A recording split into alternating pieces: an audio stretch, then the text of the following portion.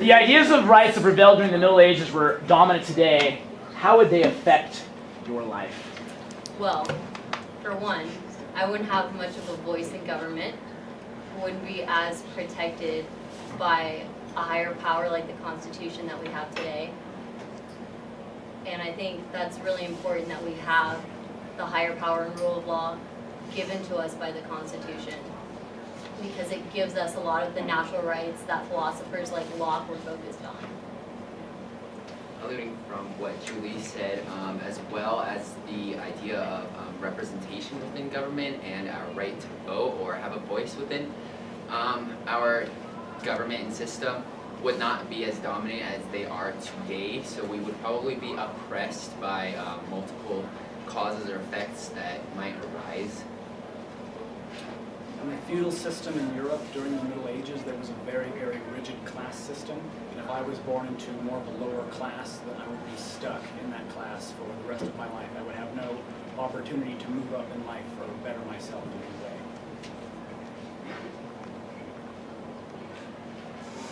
One constitutional scholar called the writ of habeas corpus the greatest guarantee of human freedom ever devised by man. Why is this right so fundamental? It's so fundamental because it is one of the greatest protections against a tyrannical government. Without habeas corpus, a leader or a group of leaders would be able to imprison without great reason anyone who opposed them to protect their own power so that they may stay in power for as long as they want to. Go on. Going off of what Kenny said, it also helps prevent any arbitrary action from people in power. Habeas corpus protects both the ideas of natural right philosophers and classical Republicans in that it promotes the common good because people feel secured in their liberties. And if you look at the preamble to the Constitution, the whole idea is to establish a more perfect union, and that comes from protecting people's individual liberties through habeas corpus as well as promoting the common good of a society.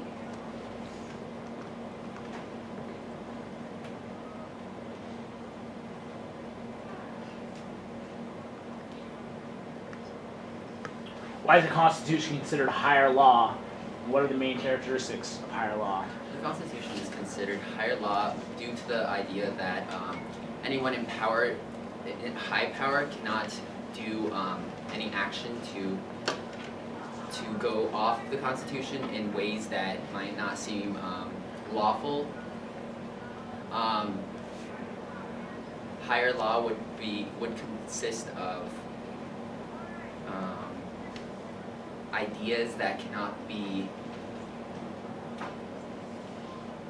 think what Brandon's trying to say is that the characteristics of higher law I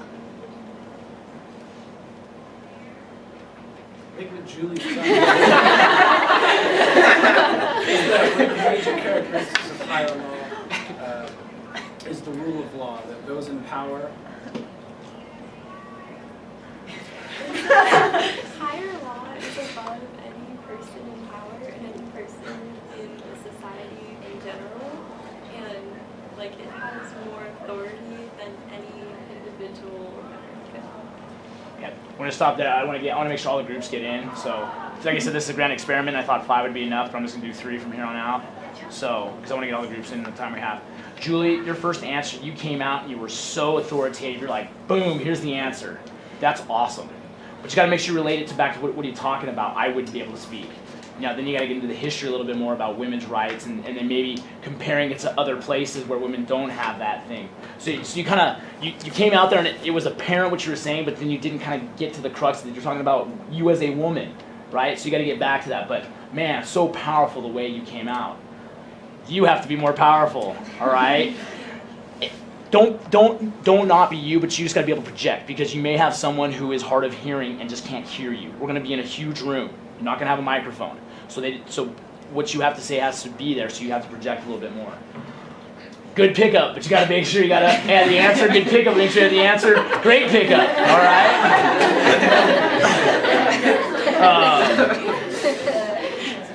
Now, You guys, you're going to be the opposite of Unit 5.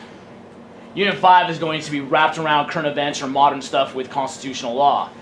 Your questions are very historically based in the founding generations, 630 BC to 1700s. You have to be able to get current. How do we project that to the current stuff with the idea of higher law, with the idea of habeas corpus, with the idea of Middle Ages to today, right? You got to give those examples, and you got to start being very specific to things that are going on. All right, so those are the juxtapositions that you have to get as your units do different things. Okay, good. You guys are done. Good job. Here's your other 2 questions if you want to see them.